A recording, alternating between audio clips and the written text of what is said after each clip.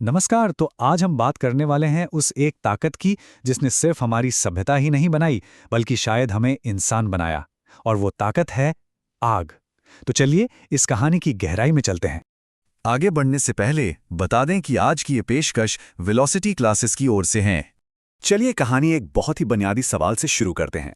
देखिए, हमारा दिमाग एक कमाल की चीज़ है, लेकिन ये बहुत बहुत महंगा है। तो सवाल ये उठता है कि इवोल्यूशन के दौरान हमारे पूर्वजों ने इतने बड़े और एनर्जी खाने वाले दिमाग का खर्च उठाया तो उठाया कैसे? और हाँ, ये कोई छोटा मोटा सवाल नहीं है। असल में ये मानव विकास की सबसे बड़ी पहेलियों में से एक है, जिसे हम दिमाग की एनर्जी पहेली कह सकते हैं। जरा इन नंबरों के बारे में सोचकर देखिए। हमारे शरीर के वजन का सिर्फ 2% हिस्सा हमारी 20% एनर्जी खा जाता है, वो भी तब जब हम आराम कर रहे हों। किसी भी दूसरे प्राइमेट के मुकाबले ये कहीं कहीं ज्यादा है। तो सवाल फिर वही है, ये एक्स्ट्रा एनर्जी आई कहां से? और यहीं पर एंट्री होती है मानव विज्ञानी रिचर्ड रैंगम के एक जबरदस्त आइडिया की।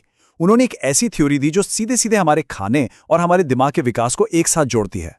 रैंगम का तर्क आप कह सकते हैं बहुत सीधा लेकिन उतना ही दमदार है। खाना पकाने ने हमें इंसान बनाया। ये सिर्फ एक आदत में बदलाव नहीं था, ये एक बायोलॉजिकल क्रांति थी जिसकी शुरुआत आग से हुई। आप इसे ऐसे समझिए कि खाना पकाने ने हमारे पूर्वजों के लिए मानो एक एनर्जी का खजाना ही खोल दिया। इसने मांस के सख्त टिश्यूज और पौधों के स्टार्च जैसे मुश्किल स्ट्रक्चर्स को तोड़ दिया, जिससे हमारा शरीर उन्हें बहुत कम मेहनत में पचा सका। मतलब पके हुए खाने से कहीं ज्यादा कैलोरी निकालना मुमकिन हो गया। अब जरा इस तुलना को देखिए, ये बहुत दिलचस्प है।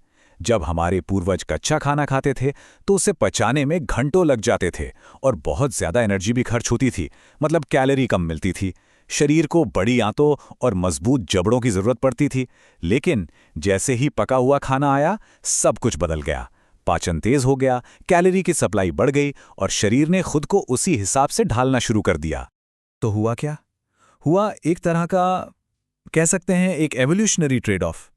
पाचन पर कम एनर्जी खर्च होने का सीधा मतलब था कि शरीर के किसी और हिस्से के लिए ज्यादा एनर्जी बच रही थी। छोटी और ज्यादा कुशल आंत ने ढेर सारी एनर्जी बचाई और वो सारी की सारी एक्स्ट्रा एनर्जी सीधे हमारे सबसे महंगे अंग यानी तेजी से बढ़ते हुए दिमाग को पावर देने में चली गई। लेकिन हाँ, ये सब कुछ एक दिन में नहीं हो गया। आग पर काबू पाना एक बहुत ही लंबी और धीमी प्रक्रिया थी। चलिए देखते हैं कि ये हुआ कैसे। तो आग के साथ हमारे रिश्ते के 3 मेन स्टेजेस थे। पहला था फायर फॉरेजिंग, मतलब जंगल की आग के बाद बचे खुचे जानवरों को इकट्ठा करना। फिर आया फायर मेंटेनेंस, जिसमें वो किसी तरह अंगारों को जिंदा रखते थे। लेकिन असली गेम चेंजर था तीसरा स्टेज, आदतन उपयोग, जब चूल्हा रोजमर्रा की जिंदगी का सेंटर बन गया। और बस यही वो दौर था जब लगातार पके हुए खाने ने विकास को रफ्तार दी।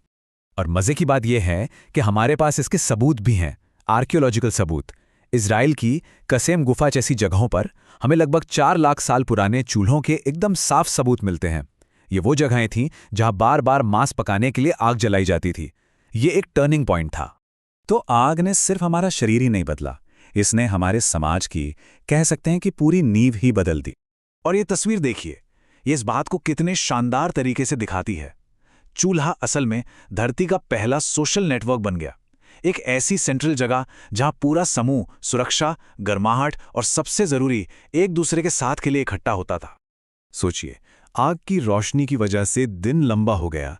रातें अब खतरनाक नहीं बल्कि सोशल होने का एक सेफ टाइम बन गईं, क्योंकि शिकारी जानवर दूर रहते थे। इसी कैंपफायर के चारों ओर बैठकर ग्रुप ने मिलकर प्लानिंग करना, एक दूसरे की मदद करना और कहानियां सुनाना सीखा। कई रिसर्चर्स तो ये भी मानते हैं कि हमारी भाषा और हमारी संस्कृति का जन्म भी यहीं, इसी आग के पास हुआ। तो ये तो हुई बायोलॉजिकल और सोशल बात। लेकिन आग पर काबू पाना सिर्फ यहीं तक सीमित नहीं था। ये इंसानियत की पहली बहुत बड़ी टेक्नोलॉजिकल छलांग भी थी।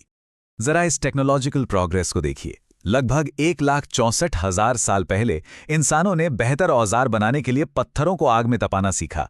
फिर हजारों साल बाद इसी आग ने हमें तांबा और टिन पिघलाकर कांच से बनाना सिखाया और फिर लोहा पिघलाना सिखाया, जिससे पूरी की पूरी सभ्यता बदल गई। हर मटेरियल प्रोग्रेस की नींव में आग ही थी। और फिर आया वो आखिरी और सबसे जरूरी पड़ाव।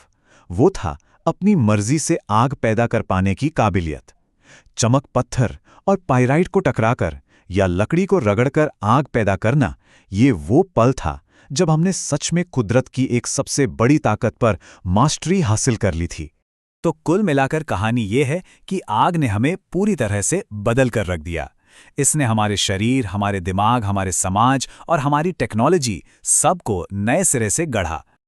और जैसा कि मशहूर पुरातत्वविद गॉर्डन चाइल्ड ने कहा था, आग पर नियंत्रण पहली महान मानव क्रांति थी। यही वो एक घटना थी जिसने हमें हमारे जानवरों जैसे पूर्वजों से हमेशा के लिए अलग कर दिया और सभ्यता की राह पर डाल दिया। और ये हमें एक आखिरी और शायद सबसे बड़े सवाल पर लाके छोड़ देता है। अगर आग वो टेक्नोलॉजी थी जिसने हमें बायोलॉजिकली और सोशली बदल दिया, तो हमारी अगली बड़ी क्रांति क्या हो सकती है और वो हमें कैसे बदलेगी, इस पर सोचिएगा ज़रूर।